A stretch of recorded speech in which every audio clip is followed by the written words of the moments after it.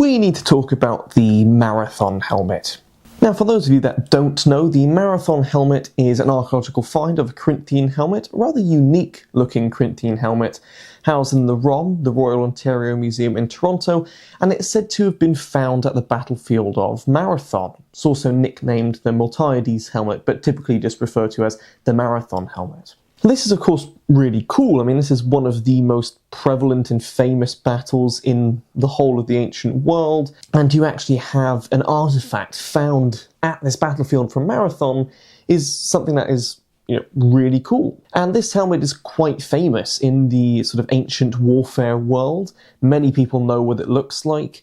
And it is a really, really unique helmet. It's an excellent example of how helmets differed in thickness. The nasal of this helmet is around 10 millimeters and the back of the skull is around 0.8, so you can really sort of get a lot of really good looks at the thickness of this helmet, and thankfully the ROM has actually done an excellent research project on that. The issue comes that this helmet might well have not been from Marathon. Well, why is that the case? Well, the Marathon helmet is on display with 3 other Greek helmets in the same cabinet, all of which found at the most famous and prevalent ancient battlefields. You have the Marathon helmet from Marathon, you have a Chalcidian helmet supposedly found at Thermopylae, and you have a Illyrian helmet supposedly found at Plataea.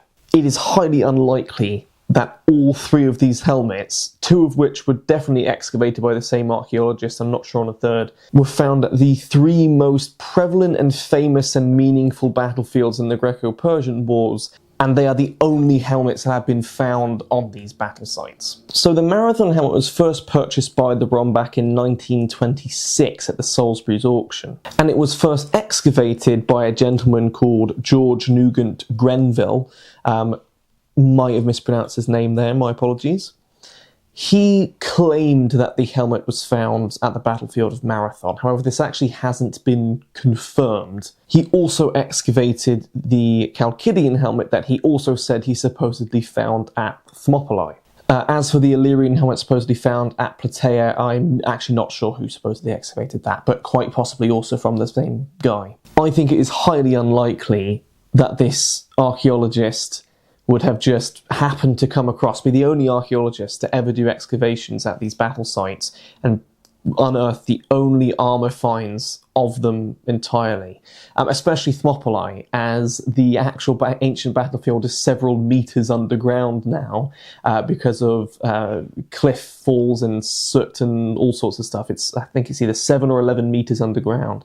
So he must have dug quite deep to find that helmet, and that's one of the reasons why there's basically been no archaeological finds done at Thermopylae, is the actual battlefield is just so far gone. As for Marathon and Plataea, I mean, we know pretty well that the Greeks were good at taking armour from the field. It's valuable, they also claimed their dead, and this is why many of our helmet finds are actually dedicated at temples. We find them in holy sites, not actually on battlefields. We do find some in non-holy sites and non-sort of religiously declared areas, but typically that's why many of them are dedicated at festivals.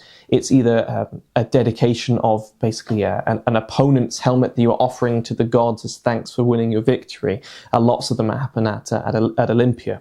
Now, it's not impossible that you can find helmets on battlefields. Again, we do still find remains of stuff on battlefields, but typically they're dedicated somewhere, and that's where we find them. It just seems, unfortunately, because it would be so cool to say this helmet was found at Marathon, this helmet was found at Plataea, this helmet was found at Thermopylae, but the fact that at least 2, possibly 3, come from the same archaeologist, they're not confirmed, and they're the only ones to have been found from these sites, and they're all housed in the same museum. Also, just to add here, the Marathon helmet was also supposedly found with the skull of the warrior inside the helmet, and it was originally displayed like that, but that has since been questioned and the skull was taken away for authenticity reasons.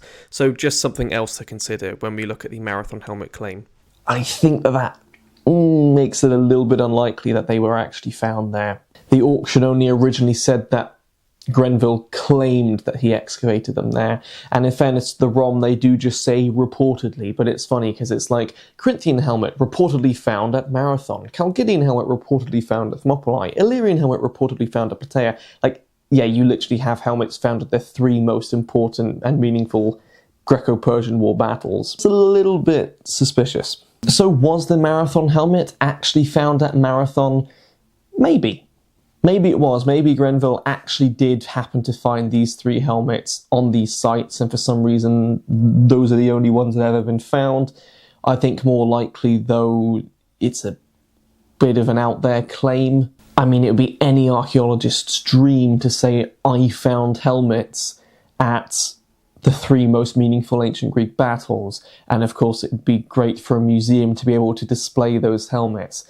So personally, I think that we should be very skeptical. But what do you think? Let me know in the comments section.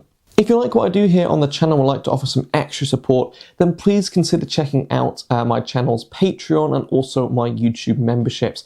Massive thanks to those of you who do this. It truly does mean a lot. So thank you very much. If you can't afford to do that or don't want to do that, no worries at all. Just liking, subscribing and sharing these videos around is a great help. Unfortunately, the channel has been really struggling recently in the algorithm. Just every video, whether it's YouTube short or full-length video, has been ranked pretty much in the bottom 10 out of 10 spot. So really leaving a comment, hyping the video, anything that you can do to help really does mean a lot. Thank you so much for watching this video. I'll hopefully catch you in the next one.